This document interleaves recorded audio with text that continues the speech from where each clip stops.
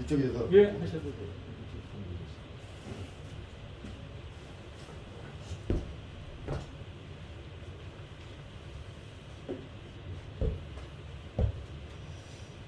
아, 최혁 차장입니다.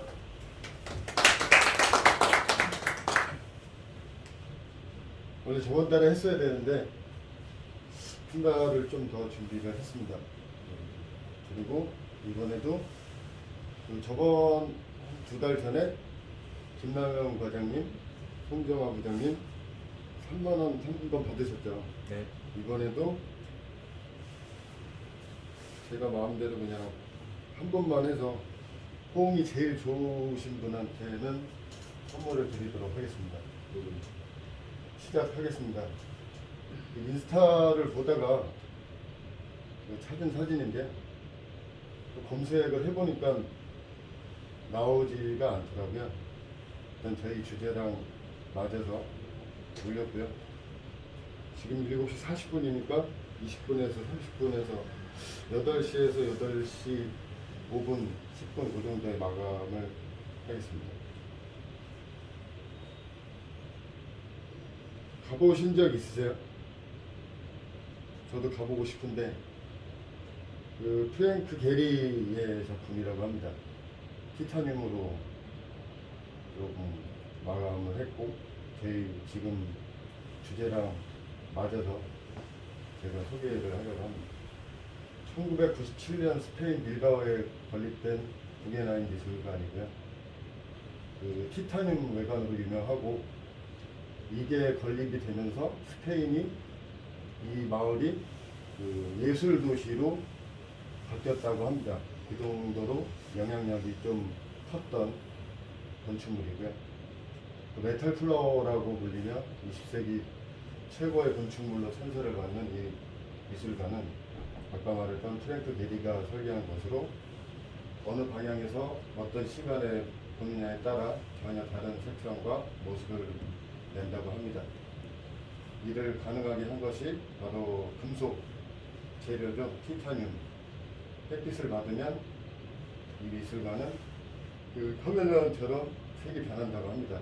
가보진 않았지만 제가 많이 찾다 보니까 여러 사진을 봤는데 나중에 한번 꼭 가보고 싶습니다. 티타늄으로 했고 0.5mm 두께로 잘라서 한 33,000여 개를 붙였다고 합니다. 공사기간이 꽤 걸렸을 것 같고 주위에서 실제로 가보진 않았지만 가서 보면 진짜 배처럼 보이기도 하고 티타늄 외판이 튀어오르는 물고기처럼 보이기도 한다고 합니다. 나중에 한번 프로젝트 마감하시고 시간이 되시면 가보시기 바라겠습니다. 4가지 주제로 준비를 했고요. 하여튼 좀 준비하면서 좀 힘들었습니다. 이게 되게 광범위해서 어디부터 준비를 해야 될지 고민을 한 달 동안 하고 한 일주일 정도 만에 만든 것 같은데 1번 금속이란에 대해서 알아볼 거고 2번 금속의 종류 그리고 제일 좀 심화 쪽으로 가서 저희랑 이제 밀접하게 사용되고 있는 인테리어에 사용되는 금속 자재 그래서 알아볼 거고 저희가 이제 현장에 적용되는 사례 제가 실제로 목업했던 현장을 조금 담아봤습니다.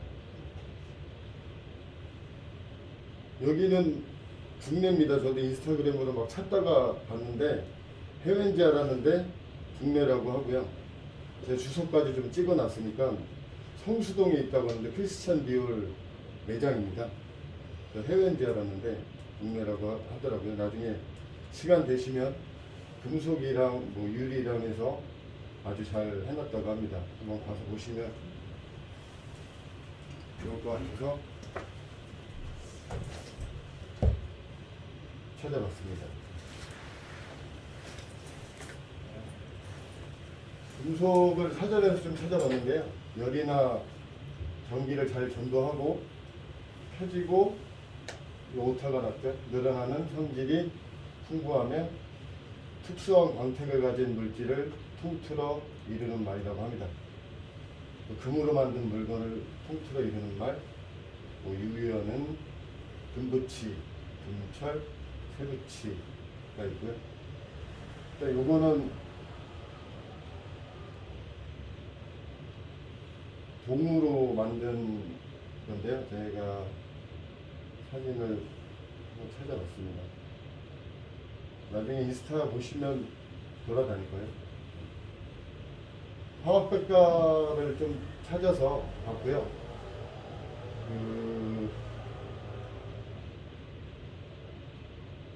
주기율표를 안 집어넣는데 표면이 세로에 노출되었을 때 광택을 내고 전기와 열을 잘 전도하는 물질인 금속은 전성, 넓고 얇게 펴지는 성질이죠.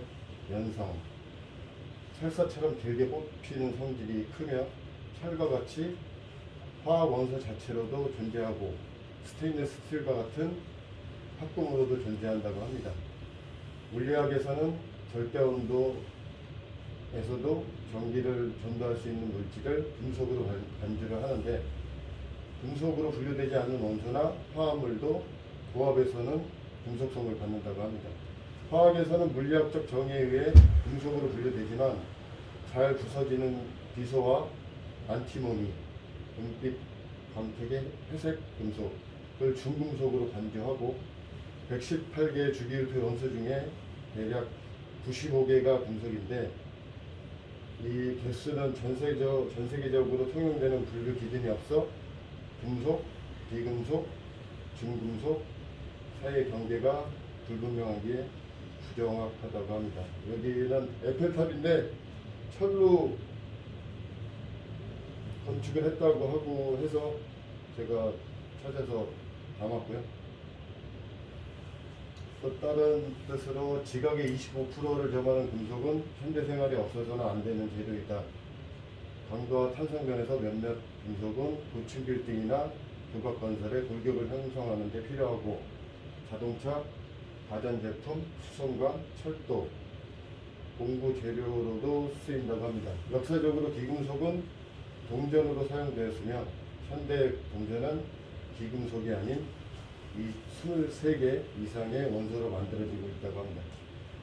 금속의 역사는 11,000여 년 전에 불이 사용 시기로 거슬러 올라가고 금, 은, 철, 운석, 납, 노쇠는 기원전 500만 년쯤 청동이 최초로 등장하기 전에 사용된 것으로 추정된다. 이후의 금속 발전은 광철의 초기 생산, 1809년 소중과 같은 가벼운 금속의 발견, 현대적 정찰 합금 및 더 정교한 합금의 개발로 이어졌다고 합니다. 밑에는 발색인데 나중에 뒤에서 좀 다를 거고요. 요즘에 이제 인테리어 하면서 발색으로 하드웨어 같은 거를 많이 좀 제작을 해서 시공을 하고요. 요거는 금속을 레이저 커팅을 해서 까르띠에라는 문자를 찍어냅니다. 그 다음에 수처리 과정으로 발색이라는 과정을 거쳐서 이렇게 간판이나 사인물도 요즘에 많이 사용을 하고요. 뒤에서 한번 다뤄보도록 하겠습니다. 두 번째는 금속의 종류. 이거 아까 나왔던 거죠. 일버 구경하는 미술관. 나중에 한번 꼭 가보십시오.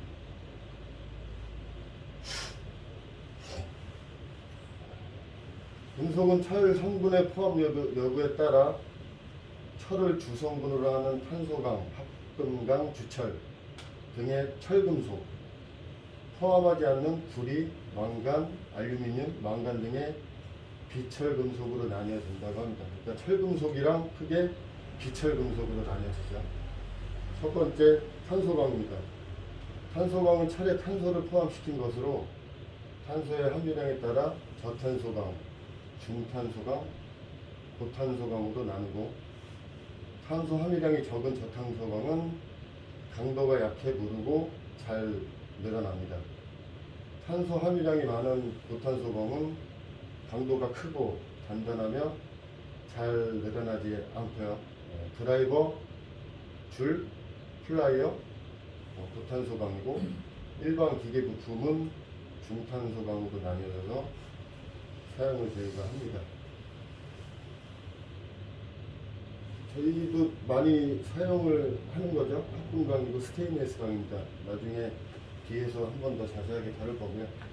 탄소강의 성질을 보완하기 위해 니켈, 크롬, 망간, 몰리브덴 등의 원소를 넣어서 여러 가지 성질을 향상시킨 것이 스테인리스 강입니다. 탄소강에 비해 강도와 경도, 내식성 및 예열성이 좋고요. 주요 기계 부품과 드릴, 밀링 커터 등 공작기계의 절삭 공구로 사용이 됩니다. 공구 같은 거 단단하기 때문에 쓰고, 이게 이제 소금이나 이런 염분 이런 데 조금 강하고요. 해서 저희가 좀 많이 사용하고 있는 철금속 중에 하나입니다. 주철은 탄소의 함량이 탄소강보다 많은 것, 연성과 전성이 작아 잘 쪼개진다. 좀 약하죠. 표면이 붉고 녹이 잘 쓸지 않는 장점이 있다. 주철은 주물을 만드는 데 주로 사용이 되고요. 주철로 만드는 주물은 일반 기계의 부품과 몸체, 농기계의 몸체 등을 대량으로 만드는 데 사용됩니다. 저희 쪽에서도 많이 사용을 안 하는데 일단은 철금속의 주철이었고요. 이제 비철금속으로 넘어가서 부리는 저희가 사용을 많이 합니다. 호텔이나 그런 데는 이제 발주처에서 부리를 좋아하시는 분이 있으면 부리를 쓰기도 하거든요. 그래서 이거는 인테리어 앞으로 하시면서 접하게 되실 거고, 많이 쓰기도 하는 비철금속입니다. 대표적인 비철금속 재료이고 대부분의 원료인 금속인 황동강을 재련하여 얻게 된다고 합니다. 공업용 재료로 많이 쓰이고 적색 광택을 내며 녹이 잘 쓰지 않고요. 연성과 전성이 좋아 가공하기 쉽고 열과 전기의 전도율이 높습니다. 부리에 이제 조금 문제가 있는 점을 보완한 거죠. 비철금속 부리 합금입니다. 황동과 청동이고요. 황동은 부리에 아연을 섞어서 만든 합금이고요. 청동은 부리에 주석을 합쳐서 만든 거고요. 황동. 부리와 아연의 합금이고 연성과 전성이 좋아 가열하지 않고도 가공을 할 수가 있다고, 두드리고 이렇게 잘라서 또 용접을 안 하셔도 가공이 가능하다고 하죠. 황동으로 만든 둥근 봉, 판재, 파이프 등은 전기부품, 가정용품 및 기계부품을 만들 때 많이 쓰인다고 합니다. 청동은 부리와 주석의 합금이고 녹이 잘 쓸지 않아 예로부터 식기, 범종, 장식물 등을 만드는 데 사용되고 왔고요. 황동보다 강하고 마멸이 덜 되며 주저성이 좋습니다.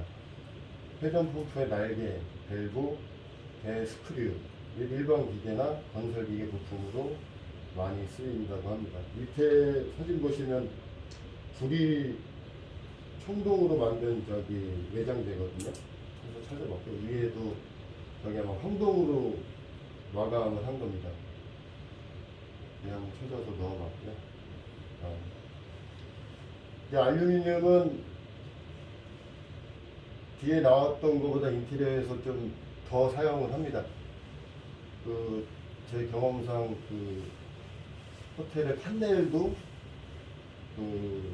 MDF를 가공을 해서 우리 이제 금속 철판처럼 붙여서, 저게 이제 패브릭 판넬, 이건 구로 철판인데 패브릭처럼 이제 알루미늄을 싸서 마감을 하기도 하거든요.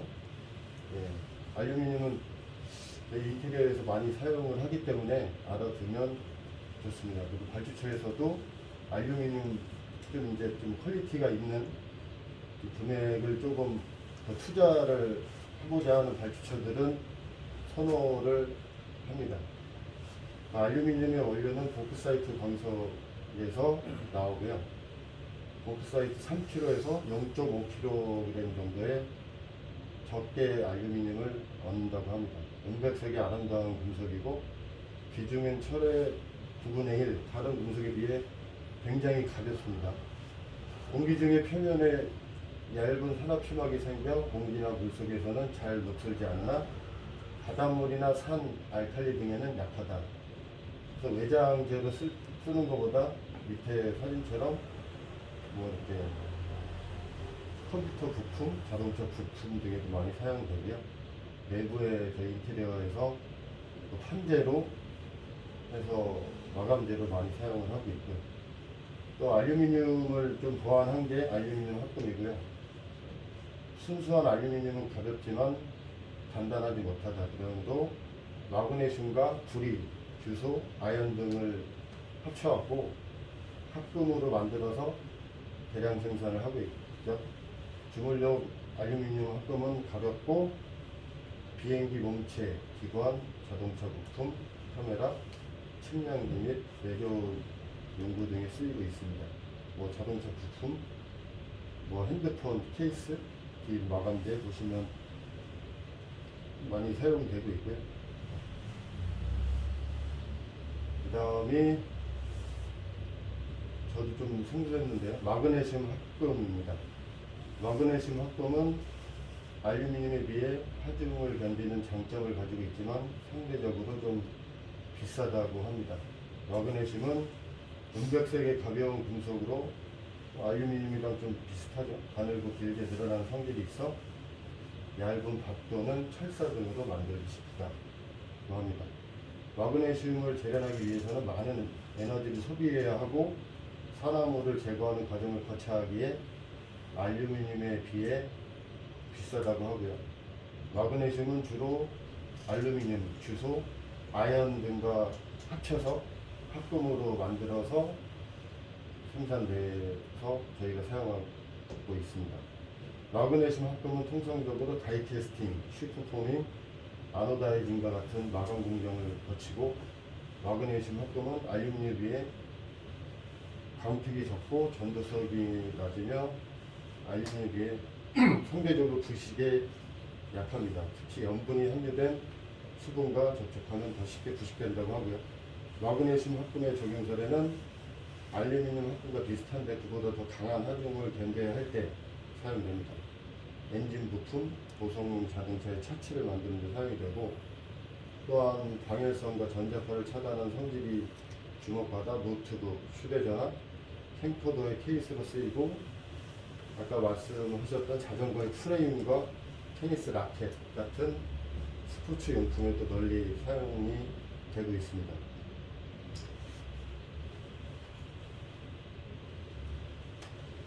아까 처음에 나왔던 구겐하임 미술관에 쓰였던 티타늄 합금이고요.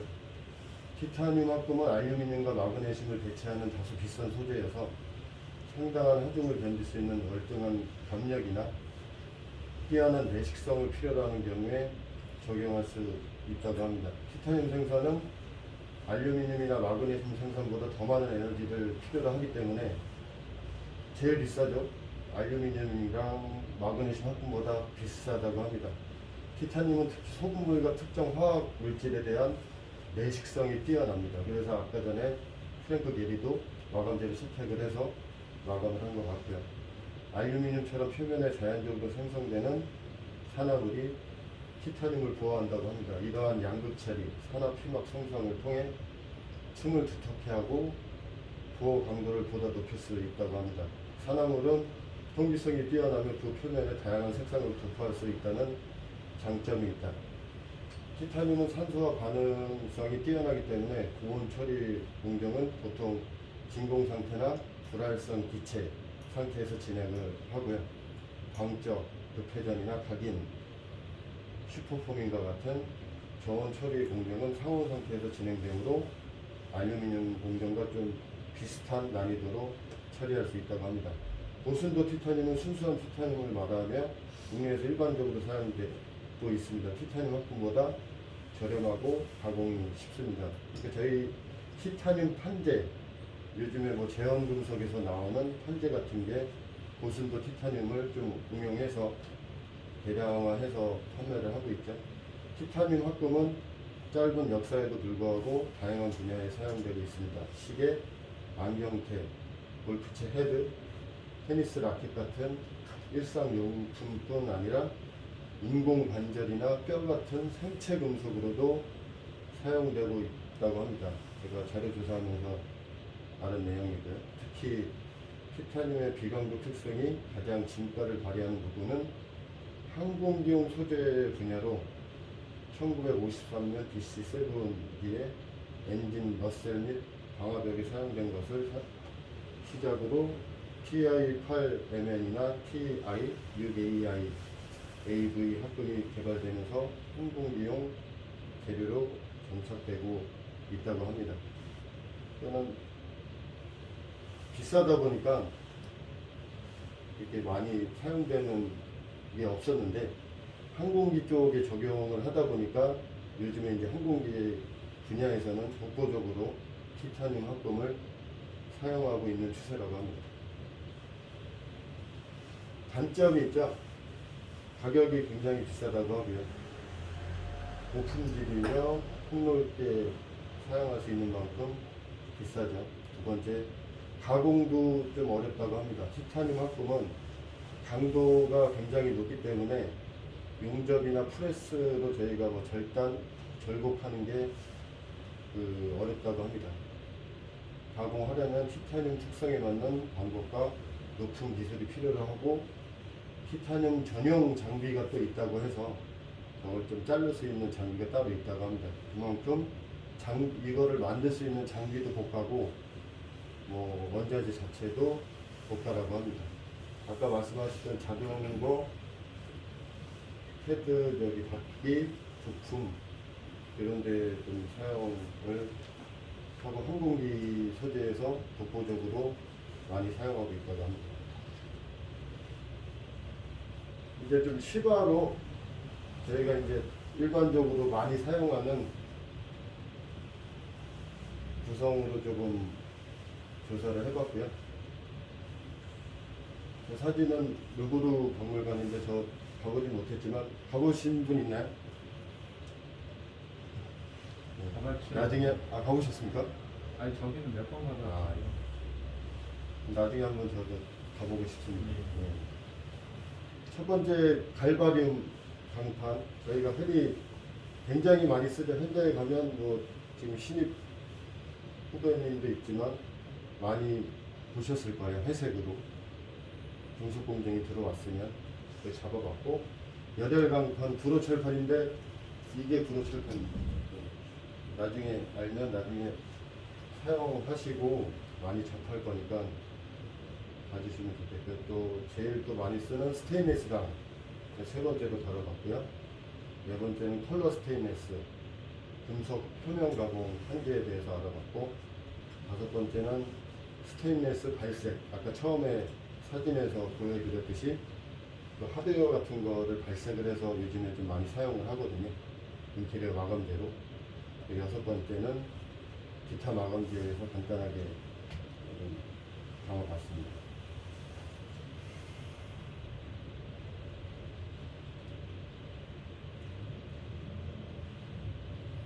중요한 내용이 나오는데 나중에 금속 그 사장님들과 협상을 하거나 할 때 많이 도움이 될 겁니다. 나중에 한번 잘 보셨다가 써먹으면 협상하는데 좋은 결과가 있을 겁니다. 갈바륨 강판이라고 하고 갈바 쓸 때 뭐 GAL, V라고 쓰고 연구 개발을 통해 만들어진 아연 합금 도금 강판으로 건축 및 인테리어 자재뿐만 아니라 전기, 전자, 자동차, 배수관 등 다양한 분야에 널리 쓰이는 제품이고요. 알루미늄 도금 강판과 아연 도금 강판 양쪽의 특성을 결합시킨 제품으로 알루미늄 55%, 아연 43.3%, 실리콘 1.6%로 이루어진 용탕의 강판을 통과시켜서 생산을 한다고 합니다. 저희가 제일 많이 쓰는 재료죠. 갈바는 두께는 0.35에서 2.3mm, 0.35T에서 2.3T까지 제작이 되고요. 폭은 600 두자에서 1270까지 하고 길이는 600에서 5000까지도 뽑아낼 수 있다고 합니다. 단중은 12톤 정도 되고 코일 내경이 508에서 610mm 정도 됩니다. 인테리어 현장에서 가장 흔하게 많이 쓰는 게 1.2T입니다. 나중에 한번 재보세요. 재보실 수 있고, 용접을 하기 위해서는 1.6T가 적당하죠. 근데 금액적으로나 뭐 1.2T가 써야 될 때가 있고, 또 1.6T를 사용해야 될 때가 있습니다. 등박스나 단천정, 뭐 절곡물을 할 때 기본적으로 1.6mm를 사용하는데 폭이 좀 작고 작은 이게 절곡물을 만들 때는 몰딩이나 뭐 걸레바지 같은 걸 접을 때나 그럴 때는 1.2T를 사용하기도 합니다. 현재 규격은 38짜리 920에 2440으로 나오고 48에 1220에 2440으로 나옵니다. 가장 많이 쓰이는 발광판이 무게가 7.85kg이에요. 요거 좀 외우셔야 되고요. 요거를 그러니까 48짜리 기준으로 7.85kg을 곱하면 23.37kg가 됩니다. 그러면 나중에 저기 금속 사장님들이랑 금액적으로 정리를 할 때 요즘에 서울 발바 키로당 단가가 1200에서 1300원 정도 해요. 저 옛날 10년 전에가 1200원이었는데 지금도 비슷하다고 하고요. 그러면 나오죠. 48 장당 무게가 28.04kg이 나오기 때문에 거의 48 한 장당 36,000원 꼴입니다. 뭐 비싸다고 뭐 그러는데 솔직히 여기에다가 이제 장당 절곡비랑 뭐 운임비 정도만 포함해주면 한 장당 자재비는 한 4만 얼마 정도는 충분하게 만들 수 있습니다. 근데 뭐 원자재가 뭐 올랐다, 뭐 로스가 많이 난다, 그거는 뭐 신경을 안 쓰셔도 되고요. 나중에 조금 이제 몇 년 차 지날 때 분명히 금속 반장님과 사장님과 금액적으로 좀 협의를 해야 될 때가 분명히 올 거고요. 요거 외워두셨다가 그냥 요즘에 서울의 키로당 발바 단가가 얼마입니까만 물어봐도 움찔하실 겁니다. 그런 다음에 협상을 하시면 될 것 같고요. 여기에 이제 인건비만 포함하면 단가를 이렇게 생성해낼 수 있겠죠. 나중에 되게 유용하게 쓰이고, 그러니까는 판해배라고 합니다. 이렇게 절곡물을 다시 폈을 때 해배로 만들어서 요거를 해배당 단가를 적용하면 돼요. 나중에 공부하면서 보면 그 내용만 하나만 갖고 있어도 협상이 좀 금속 쪽이라면 잘 될 겁니다.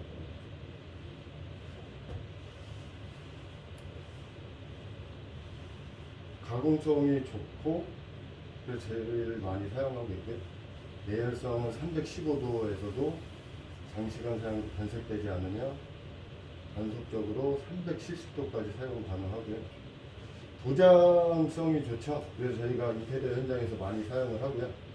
첫 번째 사진이 태평양 건물인데 여기서도 많이 썼고, 이게 제가 실제로 현장했던 제주 메리어트 리조트에서도 많이 사용을 해요. 파라다이스 시티 보시면 환기구죠. 호텔 보시면 저 객실 보시면 저게 꼭 있습니다. 저런 부분도 저기에 이제 그레이를 붙여서 환기 시설을 만드는 거고요. 여주의 해슬리 라인 브릿지인데 도장이 잘 먹기 때문에 거의 웬만한 그 공간은 요즘에 갈바를 사용해서 도장을 해서 마감을 합니다. 두 번째 구호철판인데요. 이거 홍정철 이사님이 여기를 공사하셨다고 하고 잘 하신 것 같아요. 이게 구호철판이에요, 실제로. 그리고 이분도 구호철판을 절곡해서 만든 거고요. 그래서 저희가 이게 생철판입니다. 생철판이고 그 분위기 사진 보시면 우레탄 코팅을 안 하면 녹이 슬어요. 후처리를 안 했기 때문에. 근데 저런 느낌을 좋아하시는 분들은 저렇게 적용을 해서 쓰기도 하고요. 그리고 여기는 이제 아마 우레탄 코팅 도장을 하신 것 같아요. 그래서 조금 녹이 안 슬고 오래 뭐 이 정도 유지를 할 수 있는 거고, 실질적으로 위에는 제가 사진을 찾은 거고요. 밑에는 제가 10년 전에 슈퍼셀이라는 저기 게임 회사 인테리어 소장으로 나가서 공사를 했을 때, 제가 11년 전인가 그때 처음 불호철판을 접해보고 이때 배운 거를 지금 말씀드리는 건데요. 이게 자재는 갈바보다 싸요. 근데 왜 비싸다고 하냐면, 이게 기스가 나면 판을 바꿔야 되기 때문에 그 인건비가 있어서 비싸다고 하는 거고요. 원자재 값은 갈바보다 쌉니다. 키로당 1,060원 꼴이고, 2022년에 현대모비스에서 톤당 106원이라고 기재를 했고요. 1000km니까 키로당 1,060원 꼴이고 갈바보다 저렴합니다. 근데 여기에 후처리를 해야 되기 때문에 우레탄 도장을 하고 뭐 부식 도장을 하고 해야 되는 가공비 때문에 조금 비싸지는 거고요. 생철판으로 그냥 시공하는데 기스나 이제 기스 같은 게 이런 데도 나게 되면 아마 홍 기사님도 공사하시면서 판을 몇 번 가셨을 거예요. 그런 문제가 있어서 인건비가 좀 비싸다고 하는 겁니다. 도로철판은. 그래서 사용하실 때 포장을 잘 하고 보양을 잘 해서 마감을 잘 해야 되는 그 철판입니다. 세 번째, 스테인레스고 갈바나 도로철판보다 훨씬 많이 쓰여지죠. 근데 조금 갈바보다 조금 비싼데, 이거는 이제 도장이나 후처리가 필요가 없습니다. 그렇기 때문에 돈을 조금, 그러니까 장기적으로 봤을 때 이득이죠. 그래서 많이 사용을 하고요. 서스라고도 하고 뭐 스텐이라고도 하고 많이들 불리는데, 저희 한국에서는 KS 규격으로 STS라고 표기를 합니다. 여러분들도 이렇게 표기를 하면 되고, 서스는 일본에서 서스라고 SUS라고 쓰는 거고, 그렇기 때문에 STS를 쓰시는 게 좋고요. 스테인레스의 어원은 스테인, 더러움, S, 없음, 더러움이 없다. 즉 녹슬기 어려운 강이라고 하고, 그렇게 해서 이름이 붙여졌고요. 녹이 잘 안 쓰는 금속이죠.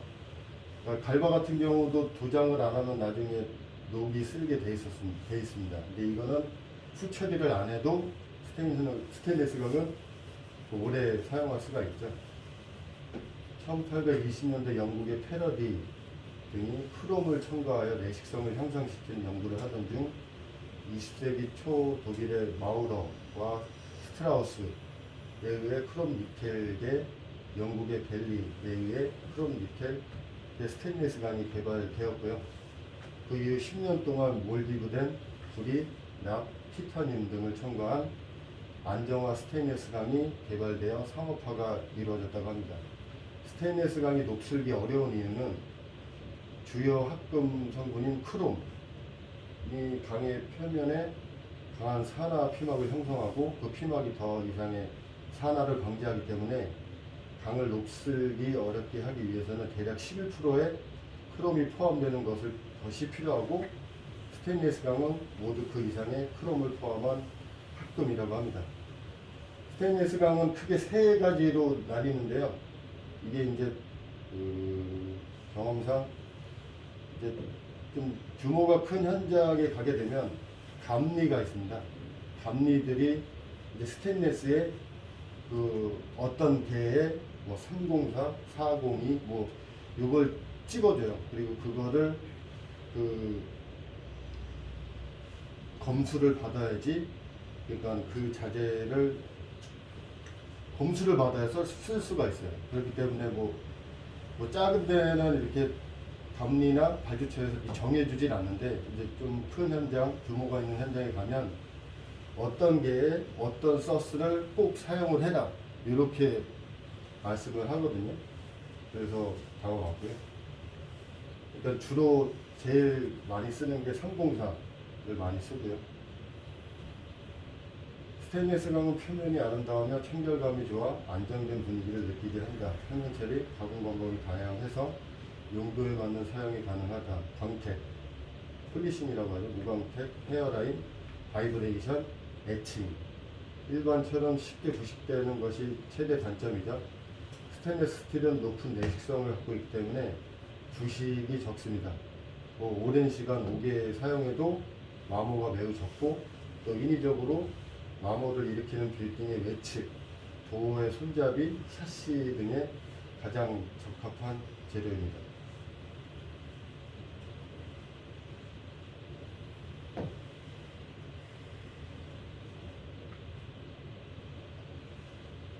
항장력이 매우 크면 인장 강도죠. 박판으로 가공할 수 있기 때문에 매우 경제적이고요. 내와 내열성이 크고 내식성과 광택이 있는 미관을 유지하므로 일단 도장이나 페인팅, 후처리를 안 해도 됩니다.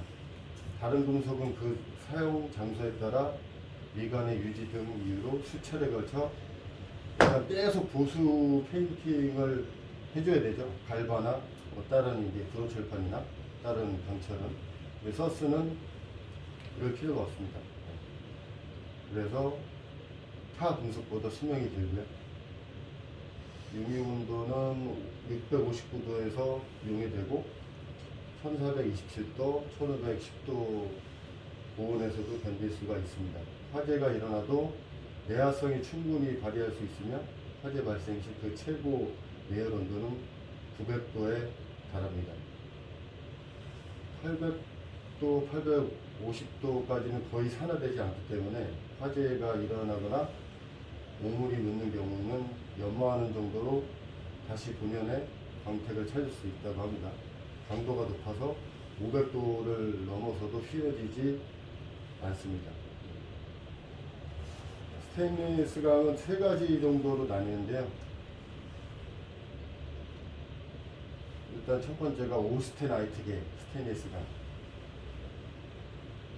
가장 널리 사용되는 것은 상공사 계열로, 아까 제가 말씀드렸던 게 이게 지정을 해줍니다. 이 서스에 오스테나이트계에 304를 써라, 316을 써라, 301을 써라. 나중에 공사하다 보면 이렇게 서스를 지정을 해주기 때문에 한번 또 나중에 또 읽어보시고 다음에 이제 경력이 쌓였을 때 대화하실 때가 그때 도움이 될 겁니다. 상공사 계열이고 내식성과 내열성, 저온 강도가 양호한 특성을 가지며 가정용품에서부터 배관, 자동차 부품, 건축자재, 선박 부품 등에 사용되는 상공사를 제일 많이 쓰고요. 상공사강에 티타늄을 첨가해서 입계 부식을 방지하며 항공기, 배관, 보일러 덮개, 보일러용 파이프 등에 사용되는 321 강종 등이 있습니다. 그러니까 배관이나 보일러 덮개, 보일러용 파이프에는 321이 사용된다는 거죠. 이에 몰디브덴이 첨가되어 내식성과 고온 강도가 우수하고 수도 배관, 해안 지역 시설물, 화학, 제재, 염료, 비료, 제조 설비에도 사용되는 이게 316이라고 합니다. 오스트라이트계의 316이죠.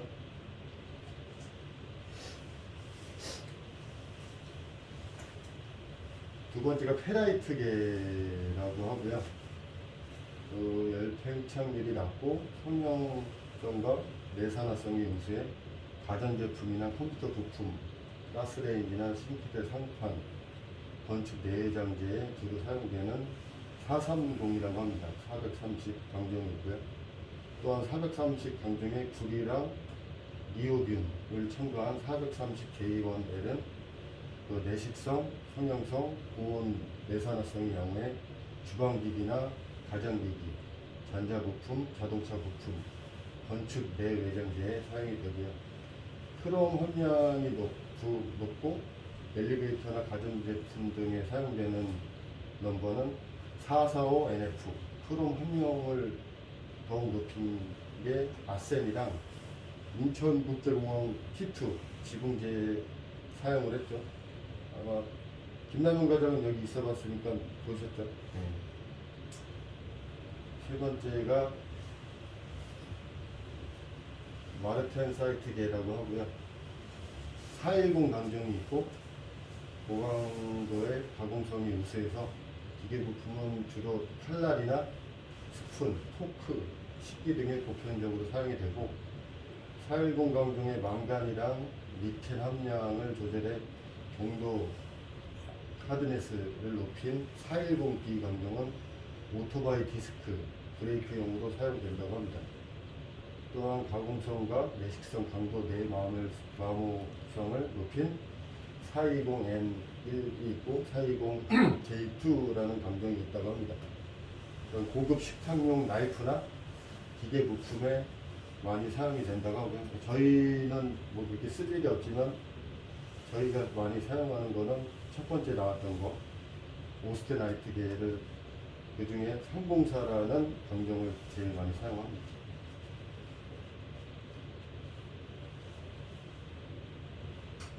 네 번째로 컬러 스테인리스고요.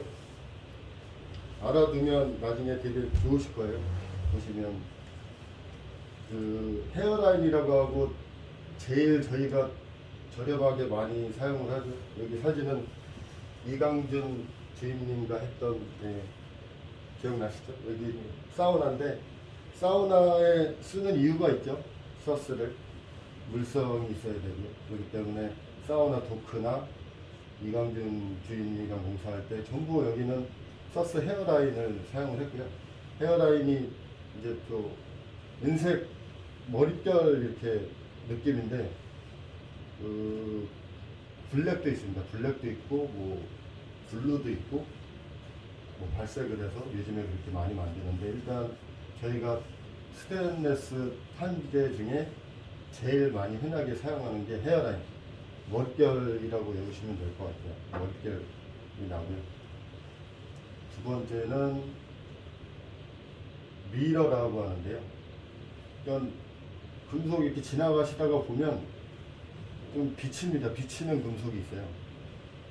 그리고 완전 거울 같은 금속이 있는데 그거를 슈퍼미러라고 합니다. 거울, 아예 거울이라고 보시면 되고요. 여기는 김남현 과장이랑 예전에 했던 워커힐 호텔인데 여기를 전부 제 기억에는 슈퍼미러로 한 것 같아요. 예. 많이 회복을 한 열 몇 장은 버리고 저 정도 만든 것 같습니다. 그만큼 좀 비싸요. 그리고 스크래치가 많이 나고 하기 때문에 시공하실 때 조심히 써야 되고 외우실 때는 거울이랑 비슷하다. 그거를 미러라고 하시면 되고 거의 거울과 흡사하다.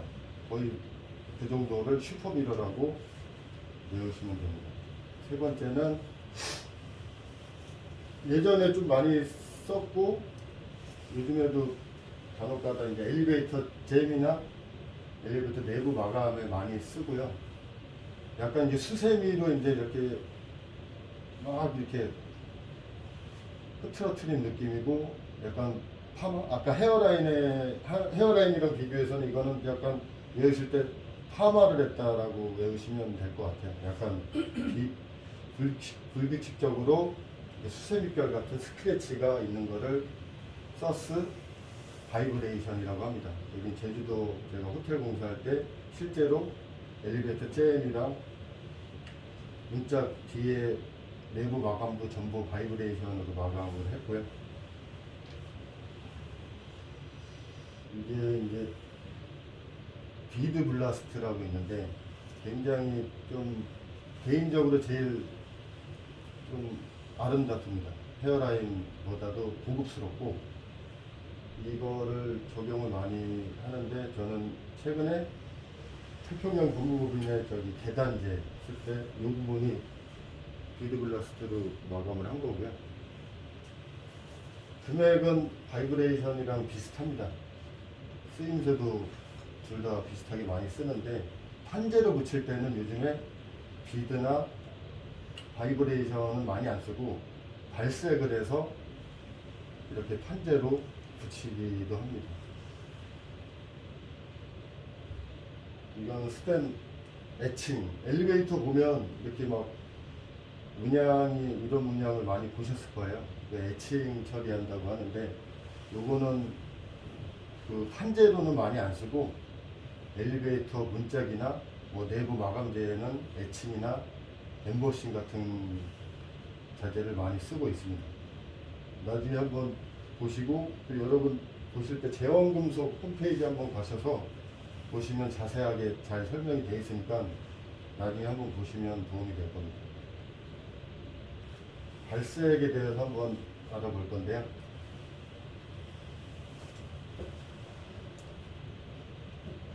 네.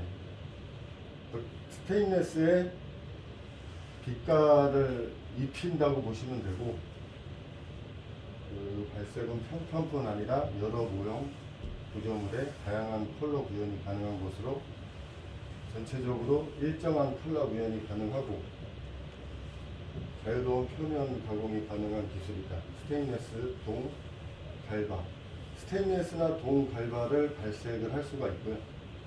그리고 1차 발색 작업으로 광택도 및 표면을 일정케 하고 2차 조색 작업을 통해서 유광, 무광 코팅 작업을 해서 컬러 코팅 작업을 하고요. 컬러 작업 후에 이제 이거를 컬러를 입혔던 거를 유지를 해야 되기 때문에 열 처리 작업, 가마에 굽는 과정을 통해서 밀착성 및 내구성을 강화함으로써 제품의 가공성을 높인다.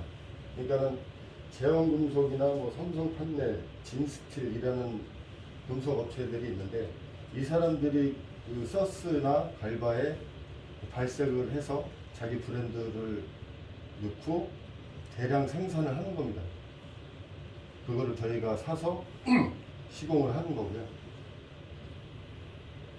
천장에서도 뿌리고 근데 열 처리는 안 되는데 현장에서도 발색이 가능합니다. 뒤에 제가 저 현장에서 적용한 사례가 있어서 이때 알려드릴 거고요.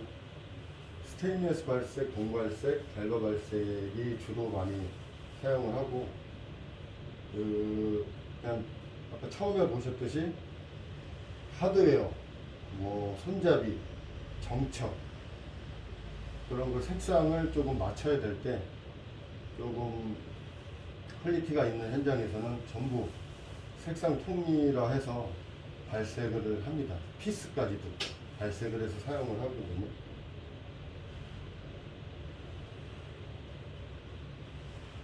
발색 공정도인데요. 이거를 내용을 좀 알고 계시면 나중에 도움이 많이 될 거예요.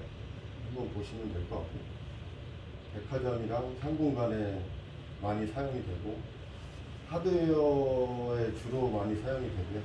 판재도 요즘에는 이제 구로철판보다 발색을 해서 판재를 많이 사용을 합니다. 그리고 간판 사인물에 이제 뭐 금색으로 뭐 글씨를 만들든지 그런 게 거의 발색이라고 보시면 되고요. 보시면 손잡이도 원래 저기 서스인데 헤어라인인데 발색을 해서 저런 모양을 내는 거고요. 두 번째는 제주도에서 서브호텔 현장인데 이게 취약한 거는 발색을 해놓으면 스크래치가 좀 많이 납니다. 그렇기 때문에 나중에 인스펙션 하기 전에 제가 사람을 불러서 현장에서 발색을 한 사진이고요. 아까 처음에 왔던 간판 레이저 커팅을 해서 이렇게 발색을 하기도 하고 하드웨어나 문짝, 손잡이 얘도 발색이 많이 사용되고 있습니다. 저희가 최근에 제일 많이 하는 뭐 인테리어 기법이라고 알고 계시면 될 거예요. 네, 나중에 하실 거고요. 여기도 이게 발색을 해서 판재를 이렇게 다 붙인 거고요.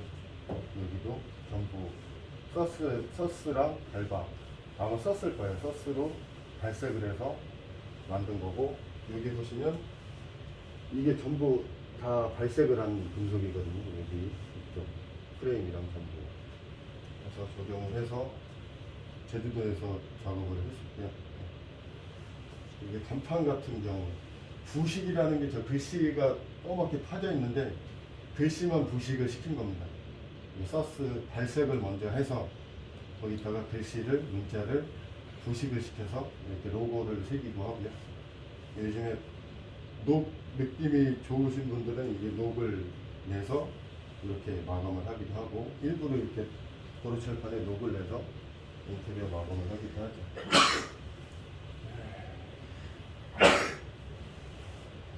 저희가 이제 아까 전에 다 많이 주로 사용하는 거 외에 뭐 메탈라스라는 게 있고 와이어 메쉬, 와이어 라스, 엠보스트, 스틸 시트, 펀칭 메탈. 저희가 뭐 돌 붙이거나 뭐 그럴 때 뭐 메탈라스 와이어 메쉬를 많이 사용하고요. 이게 체크판이라고 하는데 이거는 이제 바닥에 경사로나 장애인 시설 슬로프 만들 때 많이 사용하고, 우측에 있는 거는 알루미늄 독화 패널입니다. 나중에 한번 읽어보시고 사용을 하실 거예요. 일단은 이제 돌을 붙이고 타일을 붙여야 되는데 응집력, 부착력을 강화하기 위해서 뭐 메탈라스나 먼저 선처리를 하고 그 다음에 돌을 붙이고 하거든요. 그래서 제가 담아봤고요. 마지막으로 제가 금속으로 목업을 했던 프로젝트인데,